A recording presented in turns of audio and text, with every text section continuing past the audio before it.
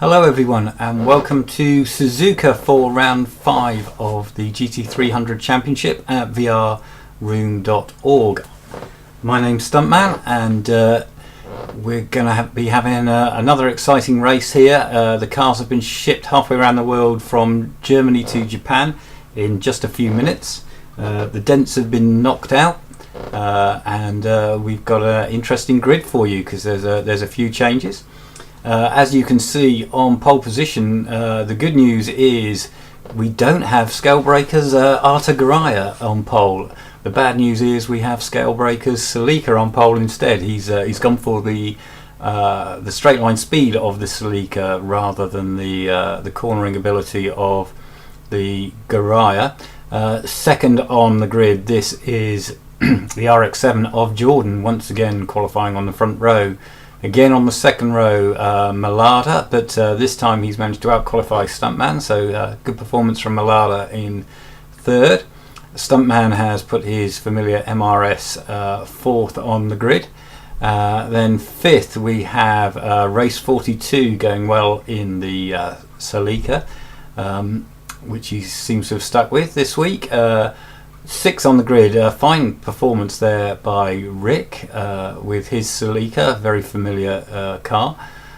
Seventh on the grid, this is Scouser, who has swapped back to his MRS from the Celica he used at the previous race and did a good job in qualifying there.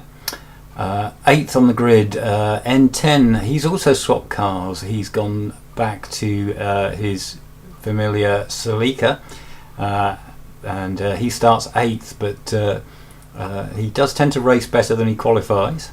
Ninth on the grid, this is Slicker, who seems a little off the pace at this track compared to how well he goes at other tracks. 10th, this is Genobi and the Subaru perhaps a bit outgunned down the straights on this track. And finally bringing out the rear is GBS Hatcher in his RX-7. So lots of RX-7s and Celicas, one Subaru and a couple of MRSs. And let's get on with the racing. So we're going to be riding on board with Genobi in the fast starting Subaru. Gets a good traction off the line with his four-wheel drive as they pile down to turn 1. Now you tend to get a lot of accidents at turns 1 and 2 on the first lap here, but some really nice driving by everybody, showing each other lots of respect, giving each other room, and everyone's safely through the first couple of turns without any collisions at all. So good going. And now we're into the S's, and the cars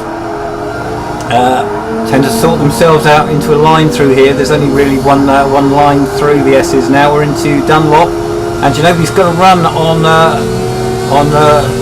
rather understeery Slicker through there, but Slicker picking up a slipstream, and oh, that's quite a hit. I don't know if that was lag or whether Slicker just braked a bit early and maybe Genobi a bit late. Oh, and Genobi's off again, and we've got damage on Genobi's car as he drops down to the back of the field. We'll have a quick look at Slicker's car in 9th. He's got very heavy left rear damage, and he's going to do well to keep that car on the track for 8 laps around such a difficult circuit. But this is on board with Jordan now. The first few have managed to get away in grid order. In fact, the first 6. So it's Breaker from Jordan, from Stunt from Malada, from Race 42 from Rick. But Jordan is nicely placed here in the slipstream. The Celica's fast on the straight, but it's not fast enough that people can't slipstream past you. And Jordan is ahead and he turns in, so it's Jordan leading. This is his rear cam. You see the Celica of Breaker in second, then Stunt, Malada and Race 42 and the top 5 perhaps starting to ease away at the front. And here comes Breaker again, and nice easy pass using the slipstream and the torque of that Celica. Stuntman very aggressive into turn 1, trying desperately to keep in the slipstream of the 2 leaders. You can often get gaggles of cars in this race where they stick together, slipstreaming one another. And really you want to make sure that through the twisty bits you don't lose contact with the car that you're chasing. So again, all nice and quiet through the S's and into the Degners. Very tricky corners, the Degners, to get right, and all nicely done through there. Still got Rick running 6th. This is Rick. We'll have a look at his rear cam. Behind us you can see N10 up a place at the start. Oh, huge sideways moment at the hairpin for N10. He does that quite a lot. Further back we'll go on board with Slicker, who's got Hatcher and Genobi in close attendance.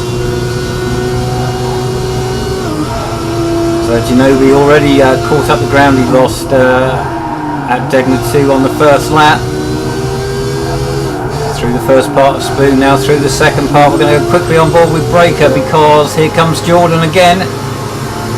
Oh, but Jordan just runs into the back of him. Jordan doesn't manage to make the pass, and oh, Jordan almost off there. Oh, just about kept that together. Also in the background, 42 nearly went off as well, but this is on board with Slicker, and Hatcher still under attack from Genobi, and here comes Hatcher braking too late into the hairpin there. Oh, and that looked like a bit of retaliation there from Slicker on Hatcher. And that gives Slicker even more damage than he had before.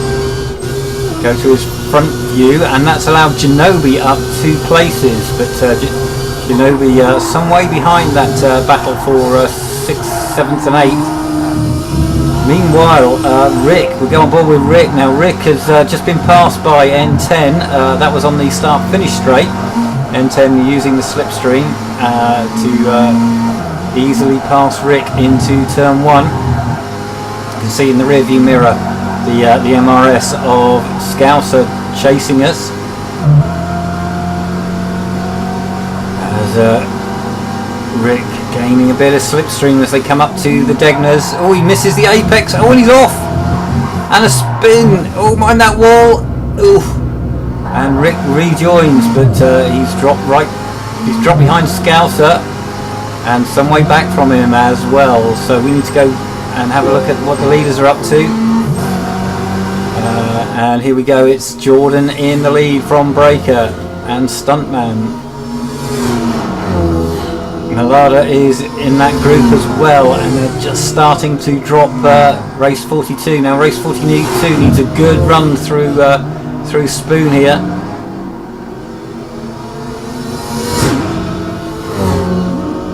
Because if not, he's going to drop too far behind to get the slipstream. But here comes Breaker on the inside up to 130R. Surely Jordan has to give this one up. Stunt also under attack from Malada, and they run through 130R side by side, the 2 leaders, and down to Casio. And what excellent racing this is! And the first 4 are just easing clear of race 42, who is on his own in 5th. Then we've got N10, Scouser, Rick, Genobi and Hatcher, as Slicker has pulled off after a spin with his heavily damaged car. But look how close this is into turn 1, and it's Jordan round the outside and past, and Stunt is trying to hang around the outside of Breaker as well, but doesn't manage to do 2 corners around the outside. So it's now Jordan from Breaker. Stunt still 3rd and Malada still 4th. We're going to stay on with focus on this leading group because the others are all strung out a little bit behind. And we'll ride on the rear camera. Let's see what it looks like from Jordan's point of view. See Malada and Stunt side by side into Tegna 1. Fantastic stuff. And now we're under attack from Scalebreaker. Up to the hairpin, and Breaker on the inside through the hairpin. But Jordan gets a great run around the outside, using the Formula 1 line that the Formula 1 drivers were using on the same day. But now it's Breaker into the lead as he tries to go around the outside at Spoon. Surely you can't do both parts of Spoon side by side, can you? Yes, you can. But they've slowed each other up, and if we look at Stuntman, he's got a good toe. And as the other two run side by side, Stuntman makes it 3 abreast and passes into 130R. Oh my word, that's close. And we now have Stunt in the lead. From Jordan, from Breaker, from Malada.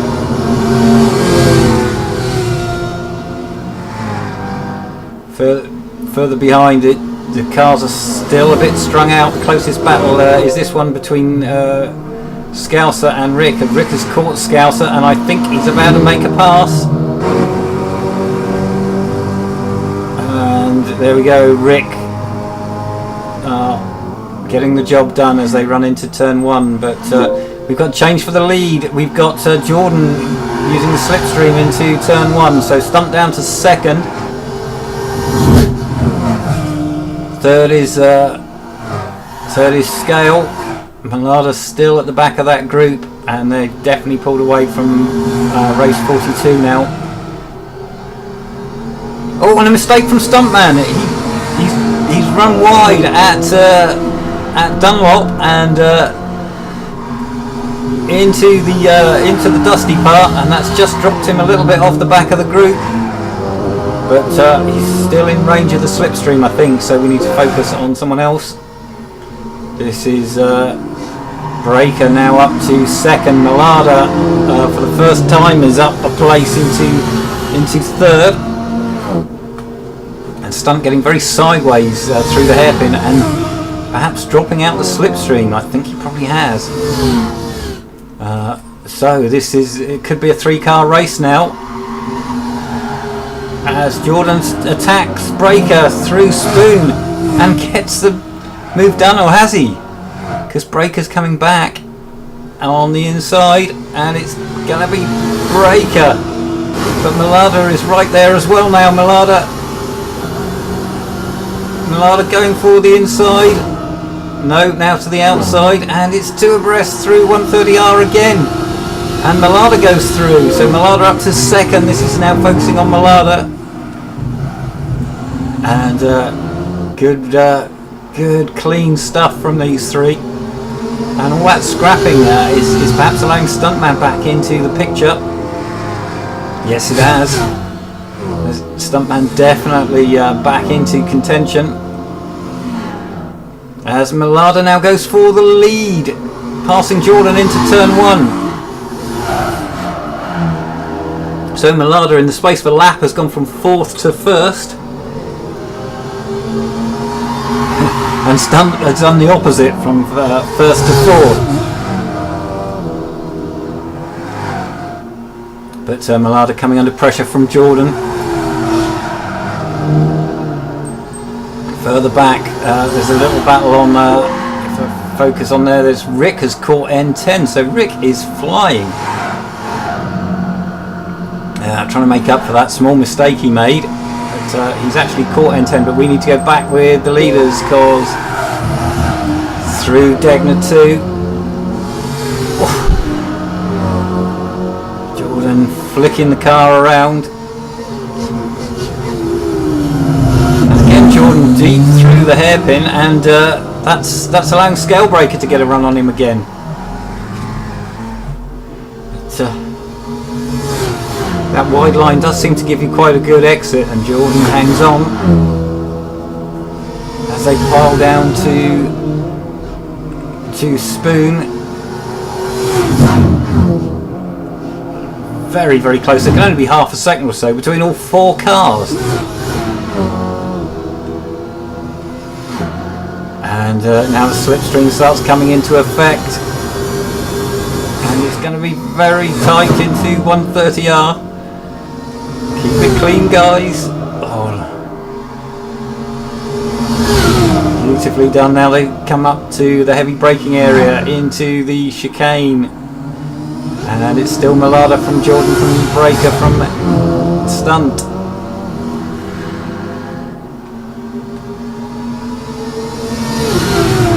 On the rear cam now of Malada, and here comes Jordan using the slipstream, and Breaker goes the other side, and Stunt backs out of that, and Malada down to third.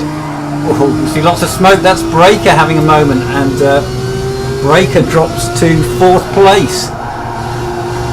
And I think he did that on his own. I didn't hear any contact, so small mistake from Breaker. And we're already on lap 7 of 8 in this race.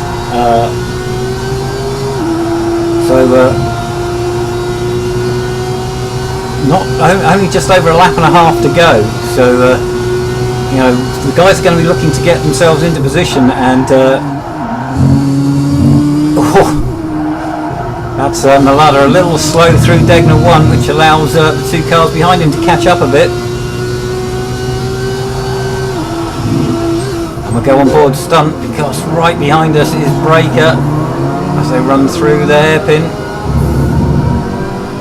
See race 42 in the background, so he's about 3 seconds maybe behind this group, and running out of time to get back on the back of it. Meanwhile, this is the rear view from Jordan in the lead. All running wide through the first part of Spoon, and that's Malada gone straight past, and Stunt tries to follow but doesn't make it. So now Malada leads, but by taking the lead at the start of that straight, he puts himself under pressure, but he's been bump drafted by Jordan, and here comes Stunt into 130R. Oh, dear oh dear, that could have ended in disaster, but that's allowed Breaker to make a move on the outside, but Stunt hangs on to that third place, and Malada's got a little bit of a gap, so we're right on board now with Jordan. In fact, what I'm going to do is go on the front view of Breaker. And now we're crossing the line. There's 1 lap to go. Still the cars behind are running around in the same order, with gaps separating them, so we're going to stay on this battle. It's Malada from Jordan, from Stunt, from Breaker. Oh, bit of sideways action from that MRS ahead of us. See cars taking slightly different lines through the S's. Breaker getting a great run through the last of the S's into Dunlop now. And there's no real way past anybody through all this twisty section unless they make a mistake. Through Degner 1, oh, little tap on the back of Stuntman, perhaps knocked Stuntman a bit sideways, but then another tap helps Stuntman out again, and come up to the hairpin, and Breaker chucks it up the inside, and he's got the move done. This is Stunt's view. He's crowded out wide over the curbs, and Stunt losing contact perhaps with this group. Now we're going to go on board with Jordan, because he is looking for a way past. Oh, goodness me. Don't want to put 2 wheels on the grass there. That can suck you right off the track. Oh, a little tap from behind. That's Breaker. Come through Spoon now. What a great exit from Spoon from Malada, and that may have given him enough of a gap to hang on to the lead down into 130R.